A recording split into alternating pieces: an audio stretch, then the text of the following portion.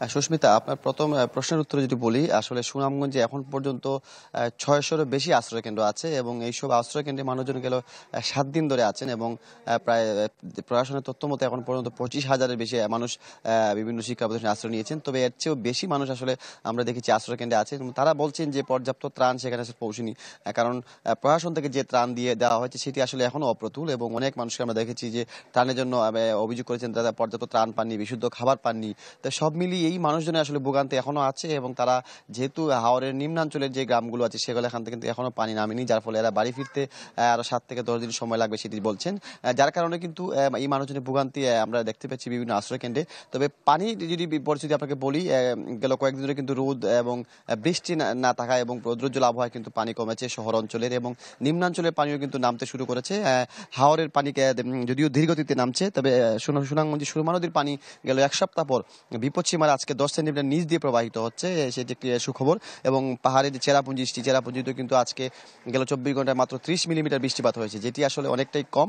যার ফলে আসলে আগামী 1 সপ্তাহে বৃষ্টি কিংবা পাহাড় ডলের কোনো সম্ভাবনা নেই। সেক্ষেত্রে কিন্তু পানির পরিস্থিতি উন্নতি হচ্ছে, তবে এখনও আমরা অনেক জায়গায় দেখছি পানি আসলে নামতে ধীরগতিতে নামছে, যার ফলে মানুষের ভোগান্তি এখন অনেক দুর্ভোগে আছেন।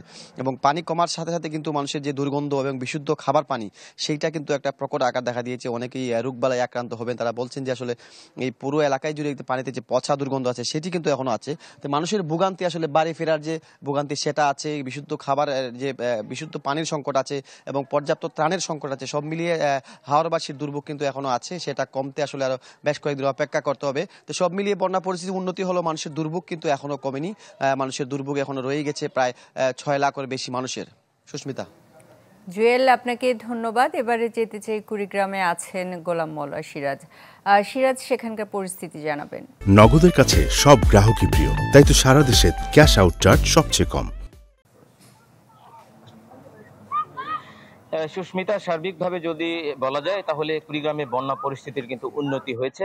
গত দুদিন ধরেই কুড়িগ্রামের আকাশে বৃষ্টি দেখা মেলেনি, একই সাথে উজানেও বৃষ্টি কমে গেছে, সে কারণে উজানের যে ঢল সেটাও কিন্তু কমে গেছে। সবকিছু মিলে কুড়িগ্রামের বন্যার পরিস্থিতি অনেকটা উন্নতি হয়েছে এবং নদ নদীর পানি কিন্তু কমতে শুরু করেছে। আমি যদি আপনাকে বলি যে গতকাল কিন্তু যে তিস্তার কাউনিয়া পয়েন্টে বিপদসীমার 55 সেন্টিমিটার উপর দিয়ে কিন্তু পানি প্রবাহিত হয়েছিল, সেই পানি কিন্তু আজকে নেমে আমাদের পানি উন্নয়ন বোর্ড বেলা 12টায় আমাদেরকে যে তথ্য দিয়েছে যে বিপদসীমার 10 সেন্টিমিটার উপর দিয়ে কিন্তু সেই পানি প্রবাহিত হচ্ছে। একই সাথে ধরলার যে শিমুলবাড়ি পয়েন্টে কালকে কিন্তু 17 সেন্টিমিটার উপর দিয়ে পানি প্রবাহিত হচ্ছিল, সেই পানি আজকে বেলা 12টায় বিপদসীমার 18 সেন্টিমিটার নিচ দিয়ে প্রবাহিত হচ্ছে। সবগুলো নদ নদীর পানি কিন্তু এভাবে কমতে শুরু করেছে। তবে নদ নদীর তীরের পাশে একেবারে দ্বীপচর যেসব এলাকা রয়েছে, এই এলাকাগুলোর কিন্তু চারদিকে এখনো পানি রয়েছে। বাড়িঘরে পানি না থাকলেও বাড়ির চারদিকে কিন্তু পানিতে ঘেরা, এই সব মানুষের কিন্তু চলাচলের অনেকটা দুর্ভোগ পোহাতে হচ্ছে। একই সাথে যেহেতু চরাঞ্চলের সবগুলো ডুবে আছে, গোচারণ ভূমি যেগুলো সেগুলো কিন্তু এখন পর্যন্ত পানির নিচে, গবাদি পশু নিয়েও কিন্তু মানুষ একটা সমস্যার মধ্যে রয়ে গেছে।